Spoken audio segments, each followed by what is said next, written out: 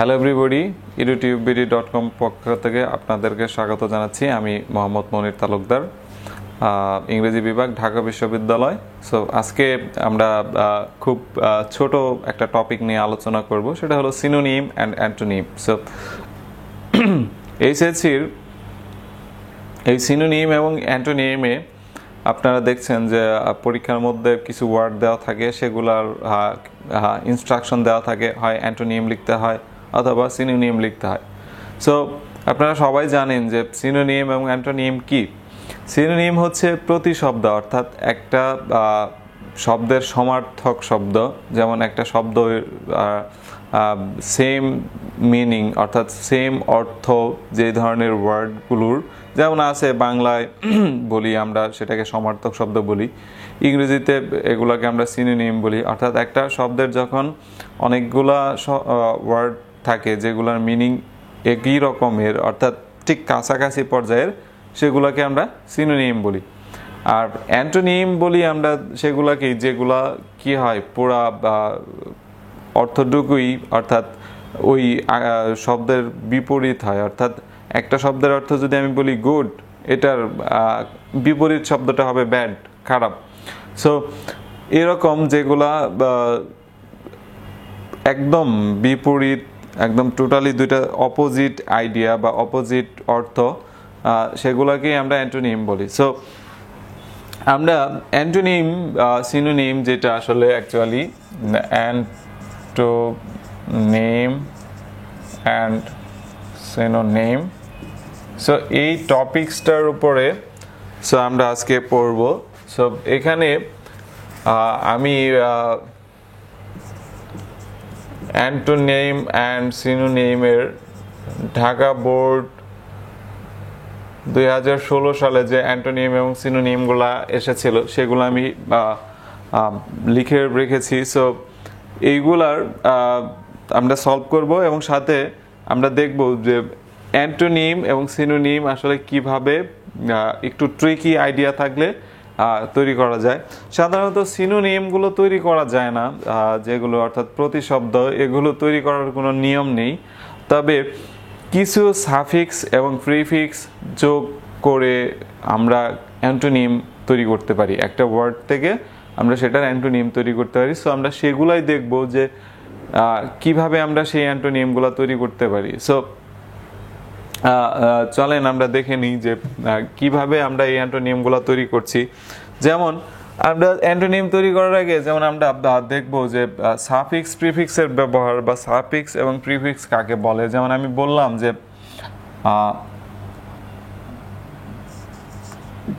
dishearten।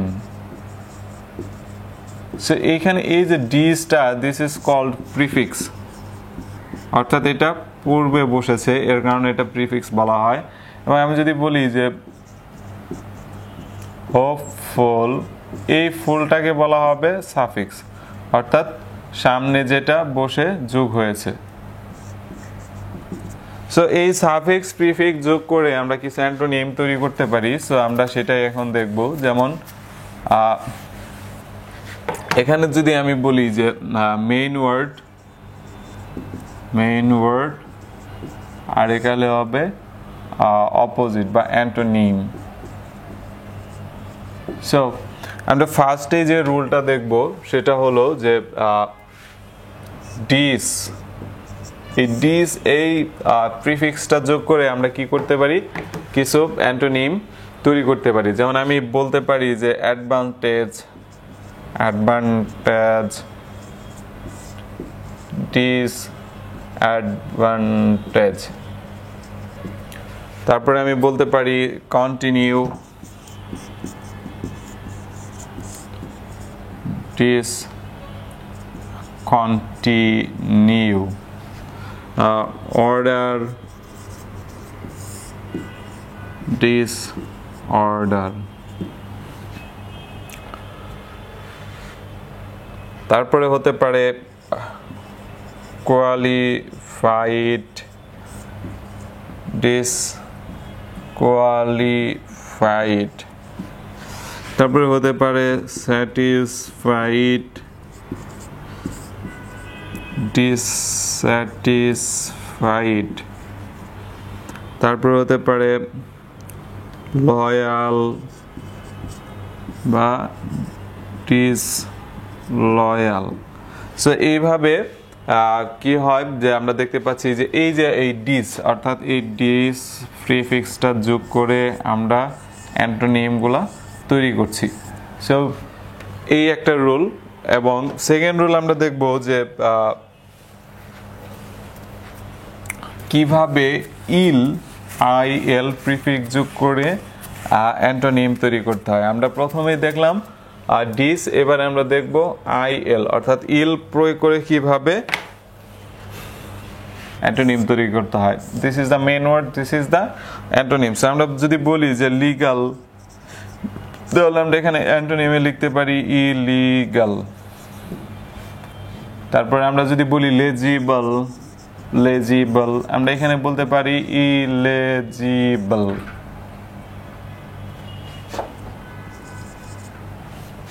So আমরা যদি বললাম যে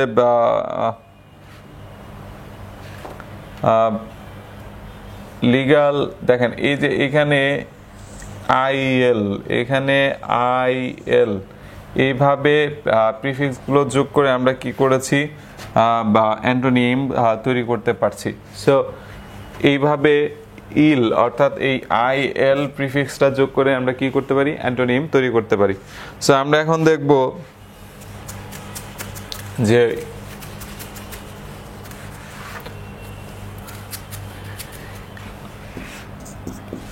ইম, এই প্রিফিক্সটা IM অর্থাৎ এই ইম প্রিফিক্সটা যোগ করে কিভাবে আমরা অ্যান্টোনিম তৈরি করতে পারি। যেমন আমরা যদি বলি যে ব্যালেন্স, তাহলে সেটা হয়ে যাবে ইমব্যালেন্স।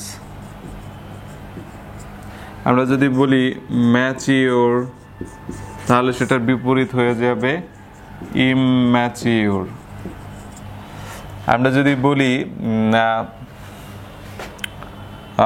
দেখেন এই যে এখানে এখানে দিয়ে কিন্তু কি করছি আমরা অ্যান্টোনিম তৈরি করছি। সো আমরা বলতে পারি যে কি বলি, আমরা যদি বলি পার্শিয়াল, যেটা হলো পক্ষপাতিত্ব করা, আমরা সেখানে বলতে পারি ইমপার্শিয়াল অর্থাৎ নিরপেক্ষ। সো আমরা যদি বললাম যে প্যাশিয়েন্ট অর্থাৎ ধৈর্যশীল, আমরা বললাম ইমপ্যাশিয়েন্ট অর্থাৎ অধৈর্য। সো এইভাবে আমরা দেখতে পাচ্ছি যে এই ইম অর্থাৎ এই ইম প্রিফিক্সটা যোগ করে আমরা কি করতে পারি, অ্যান্টোনিম তৈরি করতে পারি। সো আমরা এখন দেখব যে ইন প্রিফিক্সটা যোগ করে কিভাবে আমরা অ্যান্টোনিম তৈরি করতে পারি। আমরা ফার্স্টে দেখেছিলাম IM, ইম, এখন আমরা দেখব IN।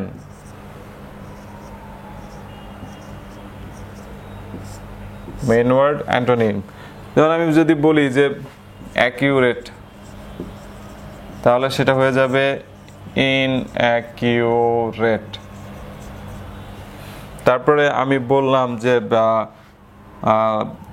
অ্যাকিউরেট বললাম, আমরা সেটা কি হয়ে গেল, ইনঅ্যাকিউরেট হয়ে গেল। আমরা যদি বলি ভিজিবল, তাহলে সেটা হয়ে যাবে ইনভিজিবল।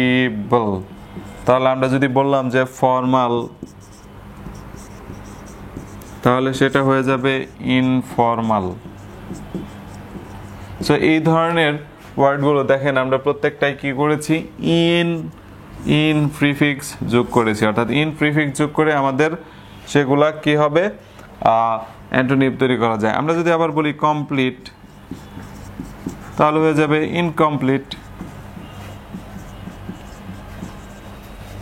সো এভাবে ইন প্রিফিক্সটা যোগ করে আমরা কিছু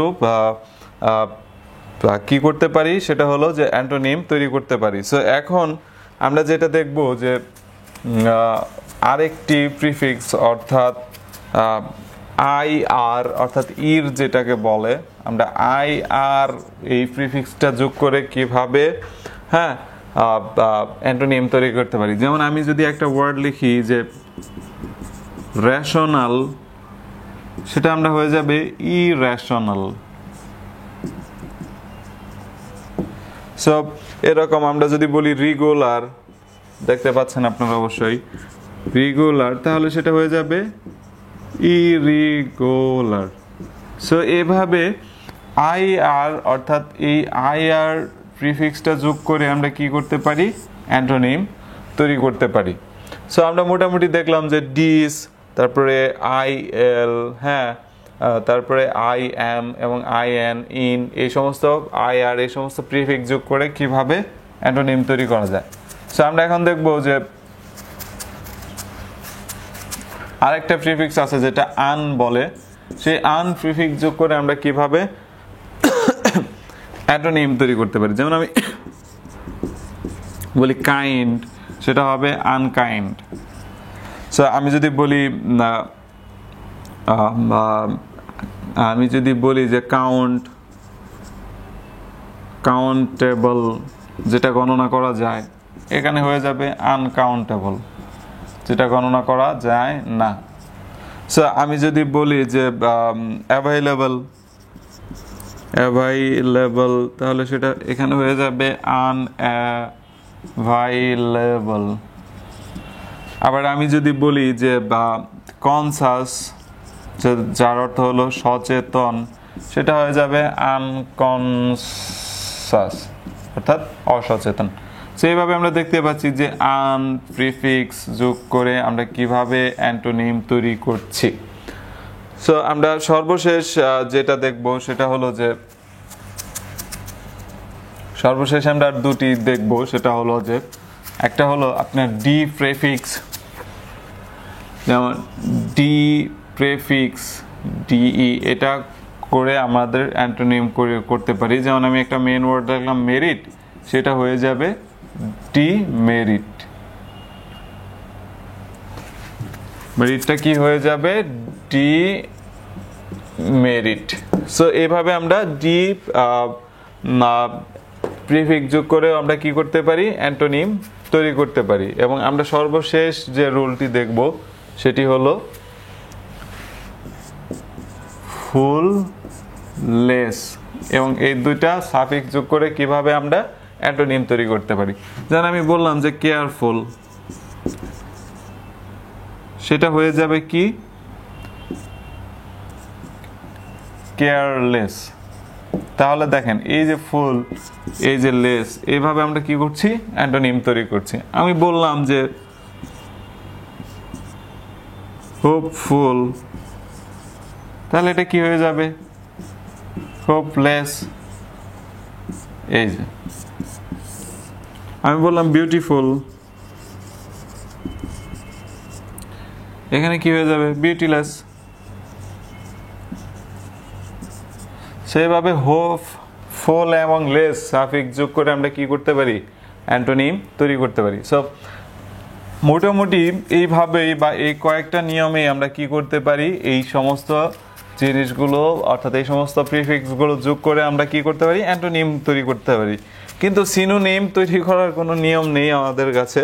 কিন্তু যেটা করতে হবে, এইগুলাকে ভালোভাবে অ্যান্সার করার জন্য আপনার ভোকাবুলারি বা শব্দের বেসগুলা আরও অনেক বেশি স্ট্রং থাকা লাগবে, এবং আপনার শব্দ ভাণ্ডার আপনার যত বেশি আয়ত্ত থাকবে, আপনি ঠিক ততটাই এই পরীক্ষাগুলোই ভালো করবেন।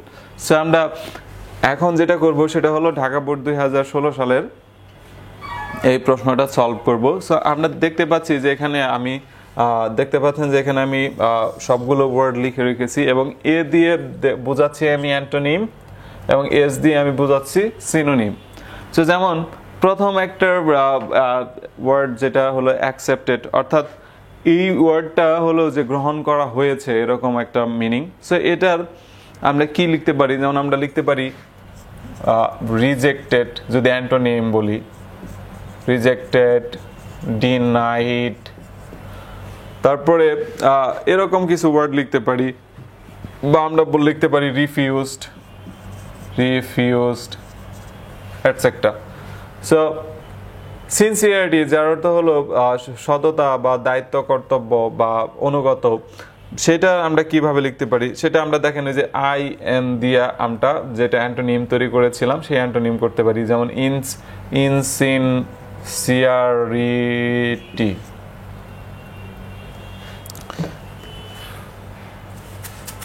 কি হবে ইন প্রিফিক্স যোগ করলে এটা হয়ে যায় ইনসিনসিয়ারিটি।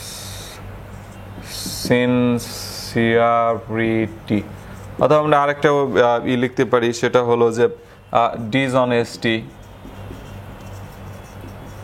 দেখেন পরেরটা হলো রেসপন্সিবিলিটি, যেটাকে আমরা বলি দায়িত্ব বা কর্তব্য। সো এটা আমরা লিখতে পারি লায়াবিলিটি, যেটার অর্থ হলো দায়িত্ব কর্তব্য, কারণ এখানে বলে আছে সিনোনিম, অর্থাৎ প্রতিশব্দ লিখতে হবে। আমরা বলতে পারি যে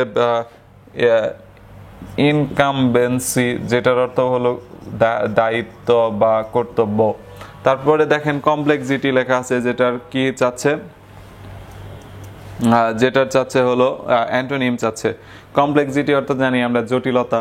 সো এটার অ্যান্টোনিম আমরা কি লিখতে পারি, ক্ল্যারিটি, অর্থাৎ পরিষ্কার বা একদম জটিল ছাড়া যেটা আমরা বুঝাই।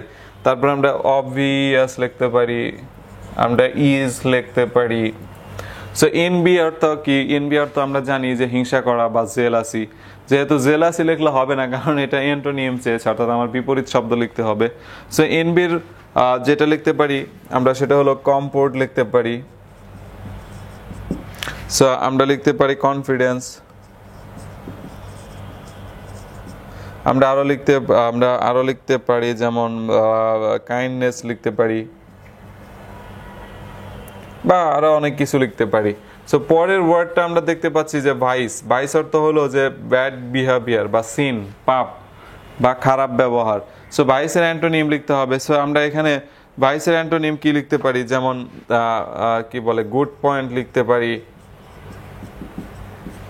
আমরা লিখতে পারি ভার্চু, সততা। তারপরে আমরা আরো লিখতে পারি যে প্রপাইটি, PROPRIETY, প্রপাইটি এগুলা।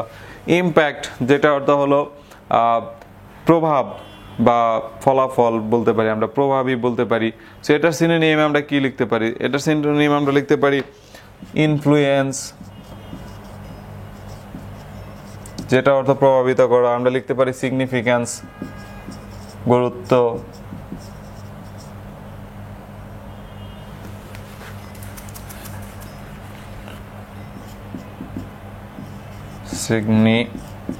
সিগনিফিক্যান্স। সো আউটকাম, যেটা রেজাল্ট বলা হয়েছে, আউটকাম অর্থ হলো ফলাফল। সো এই আউটকামের এটা আমরা সিনোনিম চাওয়া হয়েছে, এটা সিনোনিম আমরা কি লিখতে পারি, এটা সিনোনিম আমরা লিখতে পারি, আমরা সিনোনিম লিখতে পারি কনসিকুয়েন্স লিখতে পারি, যেটার অর্থ হলো ফলাফল, কনসিকুয়েন্স। আমরা রেজাল্টও লিখতে পারি। পরের ওয়ার্ডটা দেখেন লেখা আছে ইম্পর্টেন্স, অর্থাৎ গুরুত্ব। এটার সিনোনিম কি হতে পারে, এটা সিনোনিম আমরা লিখতে পারি সিগনিফিক্যান্স।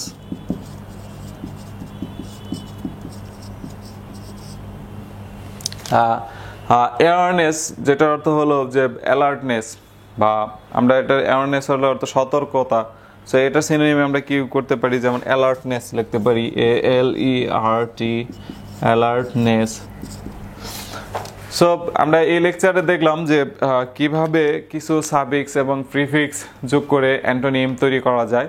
আর সিনোনিম তৈরি করার তেমন কোনো নিয়ম নেই বললেই চলে। সো এই পার্ট, অর্থাৎ গ্রামারের এই পার্টটা আপনার ভোকাবুলারির দক্ষতা, অর্থাৎ আপনার শব্দ ভাণ্ডারের দক্ষতা জানার জন্য ইন্টারমিডিয়েটে বা HSC-তে এই পার্টটা অ্যাড করা হয়েছে। সো আজকে আমরা দেখলাম যে কিছু ট্রিকি আইডিয়া, যেগুলোর দ্বারা আমরা অ্যান্টোনিম তৈরি করতে পারি, এবং আমরা 2016 সালের ঢাকা বোর্ডের প্রশ্ন সলভ করে দিলাম। সো এই পার্টের জন্য আমার সাজেশন থাকবে এতটুকুই যে প্রতিদিন কিছু না কিছু শব্দ ভাণ্ডার আপনার হার্টে জমা করুন, অর্থাৎ প্রতিদিন কিছু না কিছু শব্দ ভাণ্ডার আপনি মুখস্থ পারেন, মেমোরাইজ পারেন, যেভাবেই হোক আপনার শব্দ ভাণ্ডার বাড়াতে থাকুন, তাহলেই কেবলমাত্র এই পার্টে আপনি ভালো করতে পারবেন। সো আজকে এই পর্যন্তই। আমরা নেক্সট ক্লাসে শিখব প্রোনাউন এবং প্রোনাউনের ব্যবহার। সেই ক্লাস দেখার আমন্ত্রণ জানিয়ে সবাইকে ধন্যবাদ জানাচ্ছি।